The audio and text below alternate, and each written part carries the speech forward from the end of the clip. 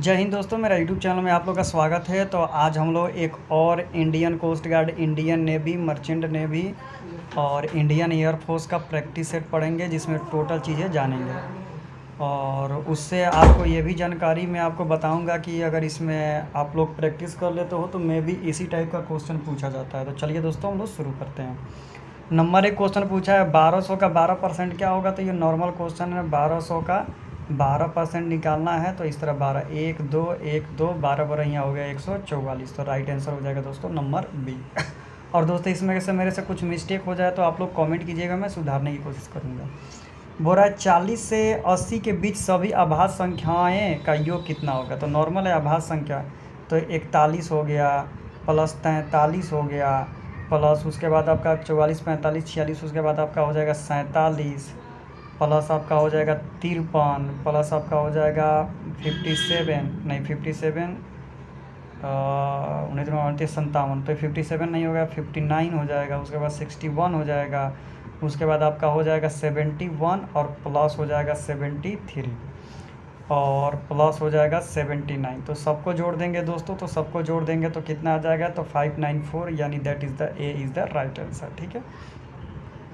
बोल रहा है कि 3 नंबर, यदि P की आयु Q से 30% अधिक है तो Q की आयु P से कितना परसेंट कम है। तो इस टाइप का सवाल होता है तो दोस्तों ये फार्मूला ही होता है x/100 प्लस x और गुणे 100। ठीक है। तो x का मान हो गया 30 और 100 में 30 जोड़ेंगे तो 130 और ये हो जाएगा आपका 100। एक 0 से एक 0 कटा देंगे तो ये कितना हो जाएगा दोस्तों 300। ठीक है। तो ये कितना हो जाएगा दोस्तों 300 में 13 से भाग कर देंगे तो 13 दूना 26 और 13 दूना 26 अब 4 हो जाएगा। ठीक है। तो 13 तिया 39 यानी 33, यानी 33.1/3, that is the right answer हो जाएगा आपका नंबर है। नंबर 4 बोल रहा है कि 8 10 15 16 और 20 का लघुत्तम समावर्त निकालो। तो इसका एलसीएम निकालना है। तो इसमें पूछना क्या है, तो देश समझ ही में आ रहा है कि 240 हो जाएगा। नंबर 5, एक क्रिकेट खिलाड़ी 10 पारियों के रन का औसत 22 है तो टोटल कितना हो जाएगा, 10 गुणे 32 बराबर कितना हो जाएगा 3200। टोटल रन हो गया 320। खिलाड़ी अगली पारी में कितना रन बनाए, यानी अगली पारी कहने का मतलब क्या हुआ, 11वीं पारी में कितना रन बनाए कि उसके रनों का औसत 4 अधिक हो जाए।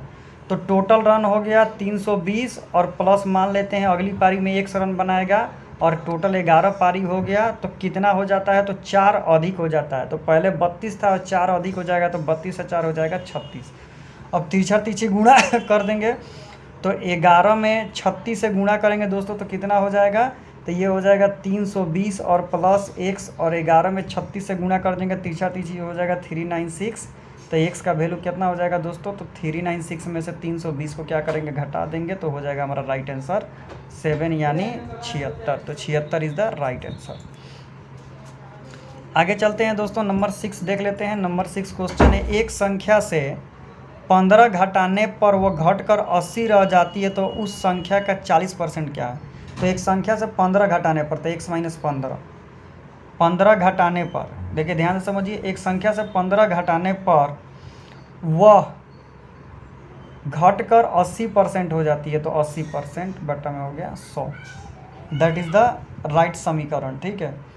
अब इससे ये कटा देते हैं दोस्तों और फिर तिरछा तिरछी हम लोग गुणा कर देंगे तो ये आपका हो जाएगा 5 और ये हो जाएगा 4, यानी इसको इधर से गुणा कर देंगे तो 5x और 15 × 5 = 75, ये हो जाएगा 4x। यही ना होगा दोस्तों। तो 4x तो इधर जाएगा तो x, तो x का वैल्यू कितना हो जाएगा 75, यानी x का मान आ गया 75। ठीक है। अब बोल रहा है कि वो संख्या का 40% निकालें।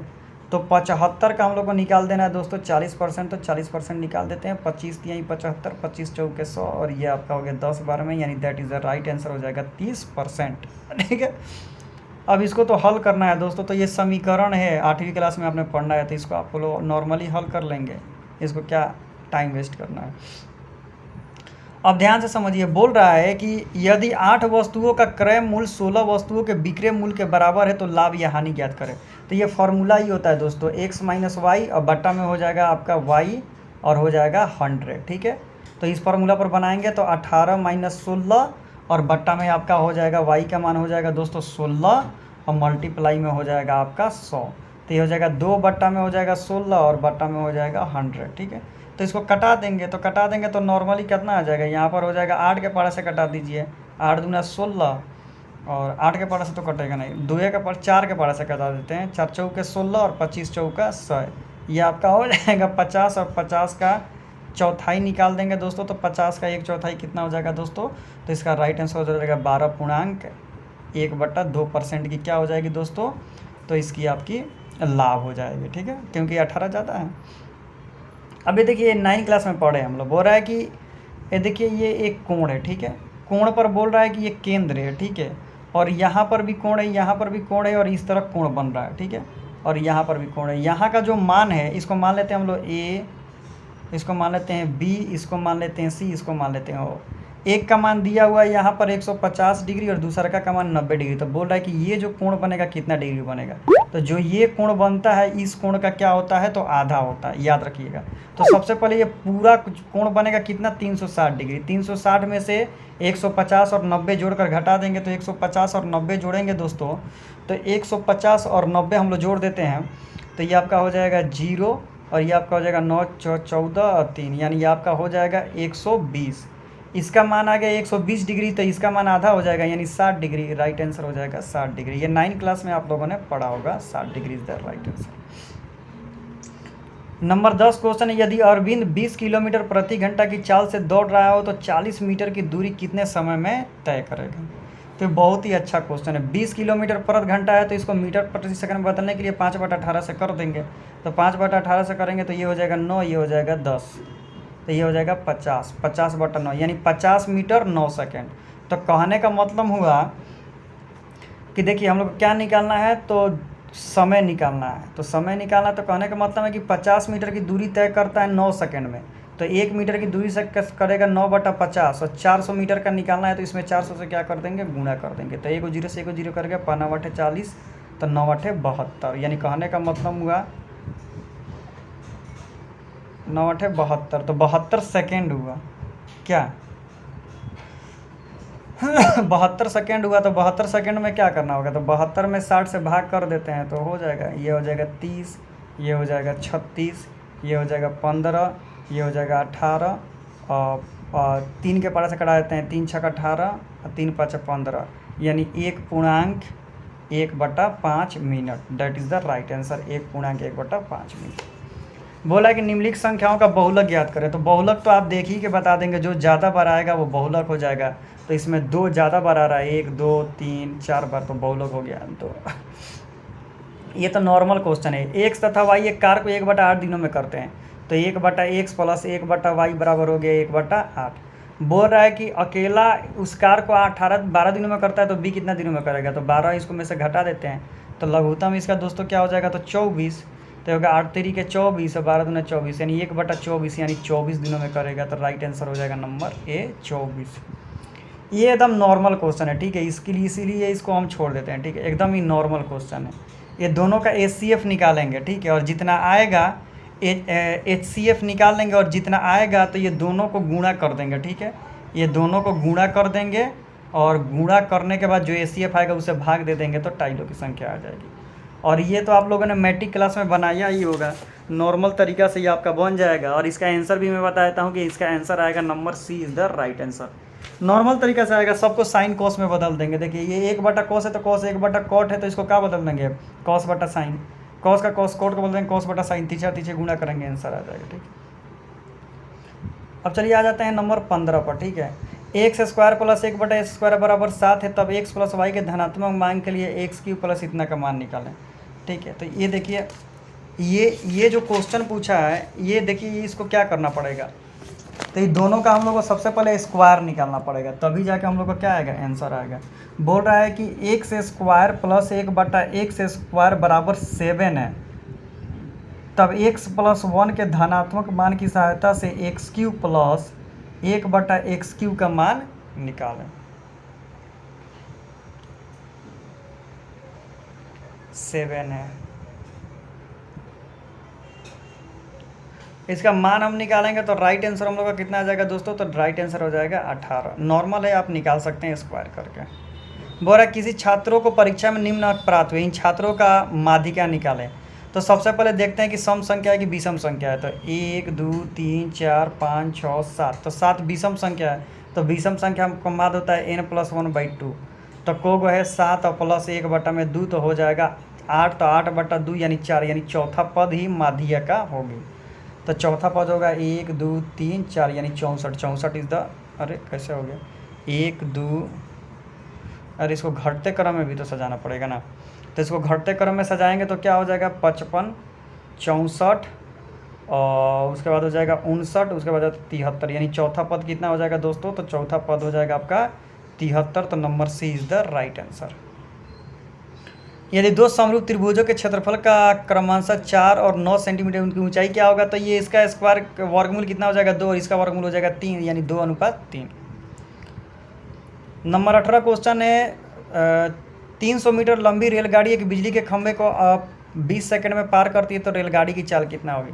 तो चाल बराबर क्या होता है दूरी बटा समय। तो 20 कर देंगे कट जाएगा 15, तो 15 आ गया मीटर पर सेकंड। तो मीटर पर सेकंड का किलोमीटर में बदलना है, तो किलोमीटर में बदलने के लिए 18/5 से कर देंगे, तो ये कट जाएगा 5 3 15, तो 18 से 18 3 54, यानी 54 किलोमीटर प्रति घंटा राइट आंसर। और इसको भी तो आराम से काट, इसका फॉर्मूला लगा देंगे, लगा के कटा देंगे तो आंसर आ जाएगा। बोल रहा है कि एक त्रिभुज का क्षेत्रफल 84 मीटर स्क्वायर है तथा आधार इतना मीटर है, तो ऊंचाई ज्ञात करें।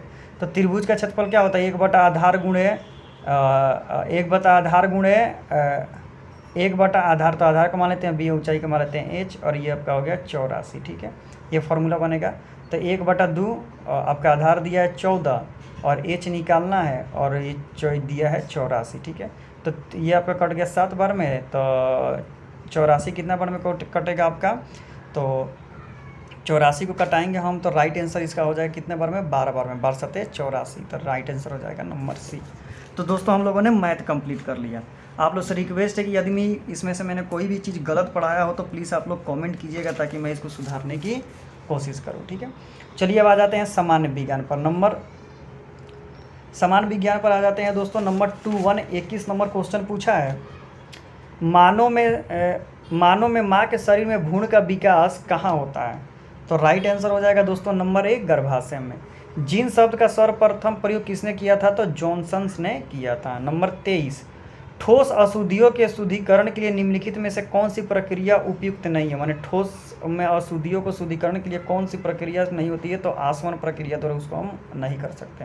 नंबर 24 3 पिन बिजली के प्लग में सबसे लंबी वाली प्लग, यानी 3 पिन में जो सबसे लंबा वाला प्लग होता है उसको किस में जोड़ना चाहिए? तो उसे उदासीन तार में जोड़ते हैं। नंबर 25 प्रकाश वोल्टीय सेल के प्रयोग से सौर ऊर्जा का रूपांतरण करने में किस ऊर्जा में प्रयुक्त होता है? तो सौर ऊर्जा विद्युत ऊर्जा में होती है। और 1 किलोवाट घंटा कितना होता है? तो 3.6 × 10⁶ जूल के बराबर होता है। द्रव सामान्यतः 3 अवस्था में पाई जाती है, ठीक है। ठोस, द्रव, गैस, उसको बोलते हैं द्रव्य। नंबर 28 एक ठोस गोला डिस्क तथा एक विल्य जिनके द्रव्यमान एवं त्रिज्या समान एक घर्षणहीन अनंत तल के नीचे समान ऊंचाई से एक साथ ढकते हैं, तो इस संदर्भ में कौन सा सही होगा? तो राइट आंसर हो जाएगा दोस्तों नंबर बी, गोला भारी होगा तो सबसे तीव्र गति से चलेगा। एक कौन सी धातु है जिसका प्रयोग बल्ब के फिलामेंट बनाने में होता है? तो टंगस्टन का उपयोग होता है। रात के समय आवासीय क्षेत्र में शोर का अनुपात कितना होता है? तो रात के समय कभी भी ध्वनि हमेशा क्या हो जाती है दोस्तों? तो कम हो जाती है, तो 45 डेसिबल हो जाती है। अब आ जाते हैं दोस्तों नंबर इंग्लिश पर, ठीक है। इनमें से एरर बताना है, ठीक है, कि एरर कौन है, ठीक है। तो चलिए दोस्तों शुरू करते हैं। देखते हैं C has been printed and sure, तो ये प्रिंटेड इसमें होगा, तो नंबर 3 एरर है, ठीक है। अब आ जाते हैं who talked her such thing, active से पैसिव से एक्टिव में बनाना है, तो 32 का राइट आंसर हो जाएगा दोस्तों number B, C has been talked such thing by home. Number 3 they will have be completed the work by the time we get there, तो 33 का राइट आंसर हो जाएगा दोस्तों number B, the work will have be completed by the time will be get. अब आ जाते हैं दोस्तों, ये change the sentence in direct speech, he said to her could you tell me where the post office is, तो 34 का right answer क्या बनेगा दोस्तों? तो 34 का आपका राइट आंसर बन जाएगा number B, C asks me to tell her where the post of office was, is का वाज में कन्वर्ट हो गया। 35 का हो जाएगा number D. David told Anna that Mohan should be leave their native place in the next. अब चलिए दोस्तों इसका सिनोनिम बताते हैं, ठीक है। 36 एब्रोटिव, तो 36 एब्रोटिव का मतलब क्या होता है दोस्तों, तो नंबर सी हो जाएगा अनसक्सेसफुली, यानी इसका सिनोनिम हो गया, ठीक है। वर्बोस, वर्बोस का मतलब क्या होता है, वाचली यानी ज़्यादा बात करने वाला, तो इसका राइट आंसर हो जाएगा दोस्तों क्या, तो 37 का टॉल्टेक्टिव। कार्डिनल, इन कार्डिनल पॉइंट जो वगैरह से होता है तो 38 का राइट आंसर हो जाएगा दोस्तों number D basic. Basic. Choose the correct meaning of to hit the sack, यानी बोरी में हिट करना, तो इसका राइट आंसर हो जाएगा 39 का number B, to go to the sleep, यानी स्वर्ण निंद्रा में सोने के लिए जाना। अब आइए दोस्तों आ जाते हैं नंबर 40 पर। Only third of the people in India are regular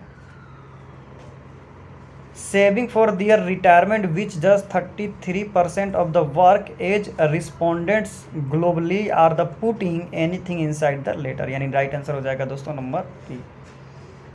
41 देख लेते हैं। 41 का right answer, if you look at the number of districts when the area under the influence of left wing extremisms when the सर्क by more than the 40% in the last of year. 52 chaotic traffic was become of the day major junction in Pondicherry think poor traffic management, तो 43 का right answer हो जाएगा दोस्तों number C, ऑर्डिनर and educate. 43 पर आ जाते हैं। Pedestrians complain that there is no space left for them the walk of pedestrians crossing near the major junction as there are encroaches open by the motorists। 44 देख लेते हैं दोस्तों। While the demand is high for the clary idols, people also prefer molded idol produced bulk from the other city, तो right answer हो जाएगा number D. 45 in the following question out of the 4 alternative choose the one which of the following is the given sentence, one who thinks और speak too much of himself, मैंने इसका right answer हो जाएगा दोस्तों number A, एगोसिटिस्ट।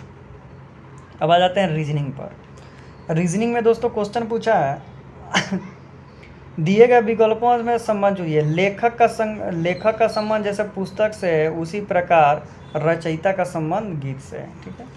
47 दिए गए विकल्पों में से उस शब्द का चयन करो जो दिए गए शब्दों से प्रयोग करके नहीं बनाया जा सकता है। ROAM, तो ROAM इस ये तो होगा नहीं, तो 47 का हो जाएगा ट्रेंड, TRAI इसमें नहीं है तो ये शब्द नहीं बनेगा। अब आ जाते हैं दोस्तों नंबर 48 पर। 48 है कि 3 to 9 को लिखते हैं God is love, and 9 to 7 को लिखते हैं लव इज़ ब्यूटीफुल, तो इसमें गुड का क्या होगा, तो 9 का इसमें भी गुड है इसमें भी लव है, तो 9 का मतलब हो गया लव। 2 इसमें भी 2 है इसमें भी 2 है, तो इसमें भी ईज है, तो इसमें 2 का मतलब हो गया ईज, तो इसका राइट आंसर हो जाएगा नंबर बी 3, तो 48 का राइट आंसर हो जाएगा दोस्तों नंबर बी। अब आ जाते हैं दिए गए विकल्पों में से बताइए, तो देखिए इसमें 10 जोड़ा है, उसके बाद इसमें 24 जोड़ा है, 14 जोड़ा है, 14 के बाद